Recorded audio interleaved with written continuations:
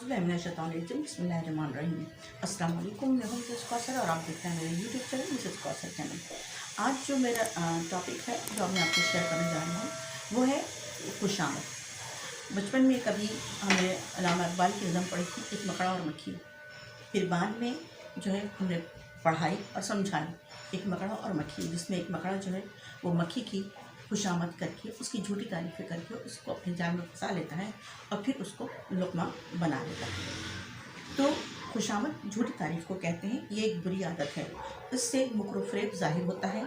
खुशामदी झूठी तारीफ़ से अपना मकसद तो निकाल सकता है, मगर ये दिल को एक मुहलक बीमारी लगा देती है। ये इनके दिल को नरम करती है, बुराई का एहसास ख़त्म हो जाता है जो खुद गर्जी के बीज बोती है। फिर इंसान खुशामदियों की मोहब्बत में मुब्तला हो जाता है। जब दिल मोम की तरह नरम हो जाता है तो खुशामदी अपनी मर्ज़ी के फ़ैसले करा लेता है। बाज़ औक़ात बेजा तारीफ़ को तौसीफ़ करके इंतहाई मज़ाहिक़ बातें की जाती हैं और परले दर्जे के खसीस और कंजूस को जो है फैयाज़ और हातमताई के नाम से मशहूर कर दिया जाता है।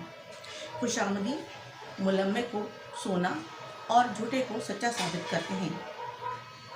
खुशामदी ऐसे औसाफ का तज़किरा करता है जो दूसरों में सिरे से होती ही नहीं, मगर काम निकालना उनका मकसूद होता है। ये मुनाफ़िक़त की एक किस्म है, अल्लाह पाक ने इससे मना फरमाया है।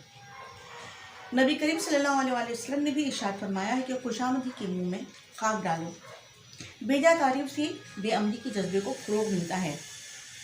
मुसलमानों के ज़वाल का असबाब हमने तकरीबन 1000 साल तक हमने पूरी दुनिया पर हुकूमत की और तकरीबन 800 साल तक हमने बरसग़ीर पाकिस्तान पर हुकूमत की, लेकिन जो तकरीबन 1000 साल हुकूमत थी वो भी झूठी खुशामदियों की नज़र हो गई और ना वो बनु उमैया रहे, ना वो बनु अब्बास और ना ही उस्मानिया हुकूमत खिलाफत उस्मानिया।